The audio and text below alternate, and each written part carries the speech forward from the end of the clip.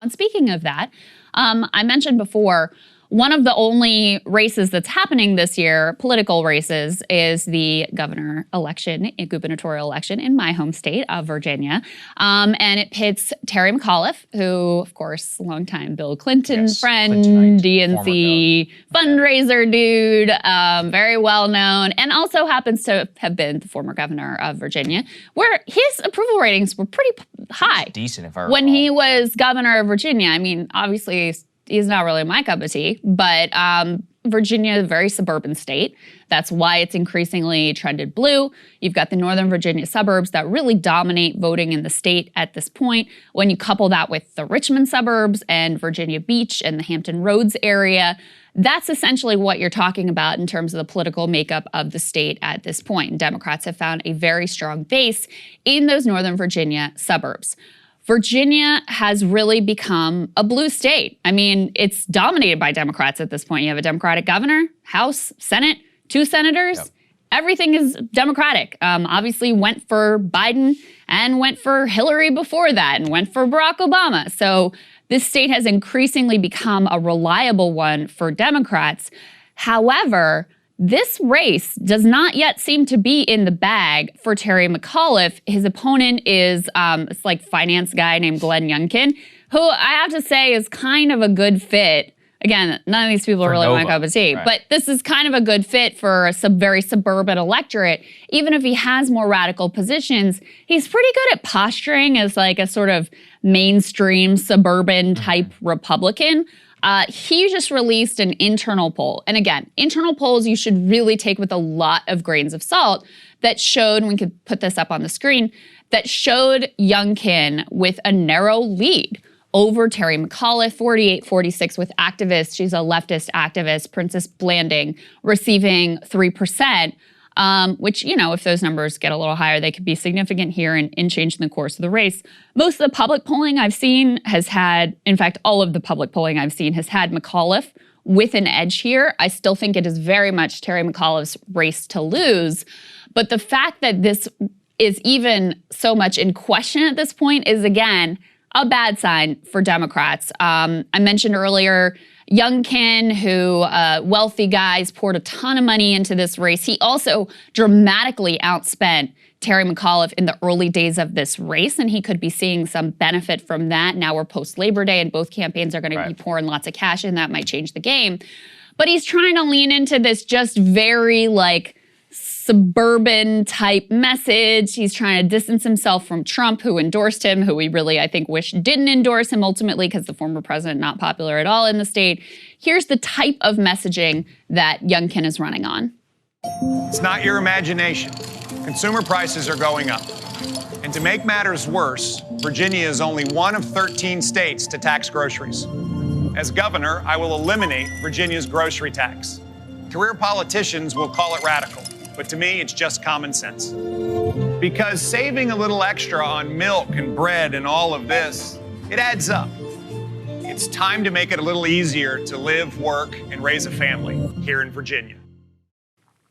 People are pointing out it's a little weird that the corn price, for those of you guys who are listening and not watching, it only drops 2 cents, which is not that impressive of a gain. Right. But you can see what he's trying to do here, Saagar. It's not a bad ad. That's exactly the type of campaign he needs to run. Like you said, at the end of the day, is he really going to win? It would be hard to see. But Biden's approval rating, the national mood of the country, and more, by trying to tap into those more bipartisan, where the independents might join, like on rising prices at the grocery store, or talking about gas tax, or, you know, talking about the general issues, and then lockdown. That's another thing that he's been really big on. He's like, I'm a business owner. I've been trying to talk about small business. I could see that possibly resonating. The problem is that every time he opens his mouth, what does Terry McAuliffe say? Radical Glenn Youngkin endorsed by Donald Trump. So can you get over that?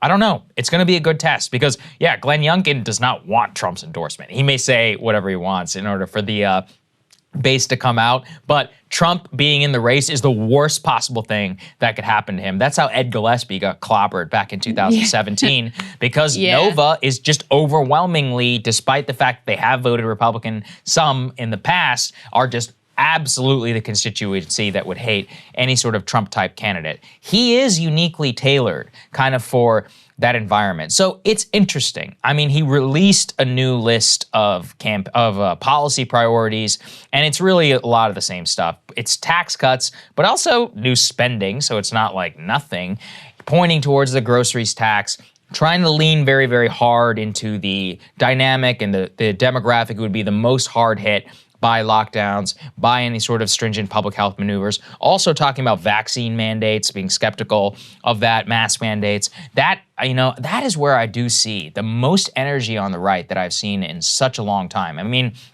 I'm recalling the kind of pre-Tea Party era where there were those town halls where the senators went home and it was like a total disaster and there was like the screaming and all that. When you go and you look at some of these school board meetings of parents who are against mask mandates, very much the same type of energy. It could be covership bias, could be more. I'm not quite sure, because some polls come out and say that parents do support masks in school. But again, is it like a soft support? Is it like a sure? And then the people who are the most adamantly opposed against it would be the ones who are really going to come out and vote. Trying to read the mood of the country right now is hard. If he were to win, it would be one of the biggest political upsets. It would be up there with like Gavin Newsom actually getting recalled in the next couple of days. Yeah. I don't know if it is going to happen, but looking at his messaging, looking at that poll, that's important to say, wow, like this is where things could be trending. Yeah. I can kind of make a case either way. On the one hand, you do see, unlike at the congressional level, at the Senate level, and certainly at the presidential level, unlike at the federal level, you do see people making sort of less partisan decisions for governor.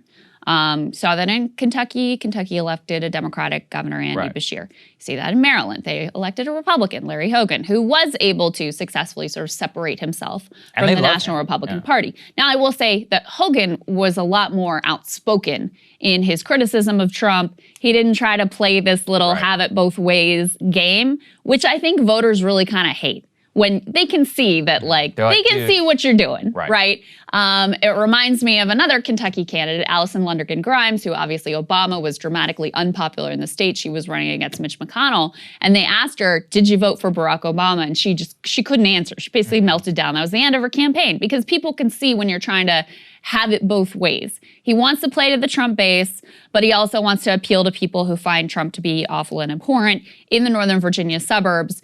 And I do think that that kind of comes through. I think it's very difficult to separate yourself from the national leader of a party if you're not willing to just very aggressively and full-throated do those condemnations and do that distancing.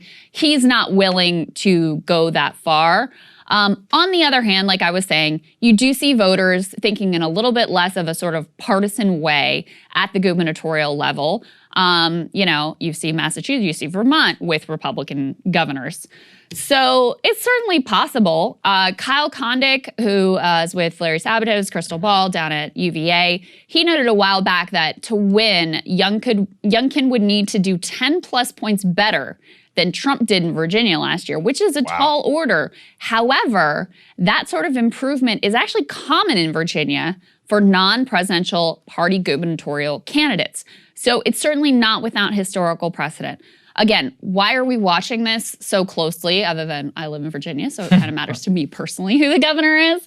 But Virginia has been kind of a bellwether. Creed Deeds went up against he was a Democrat, went up against Bob McDonnell back in 2009. Deeds got destroyed, wasn't even close.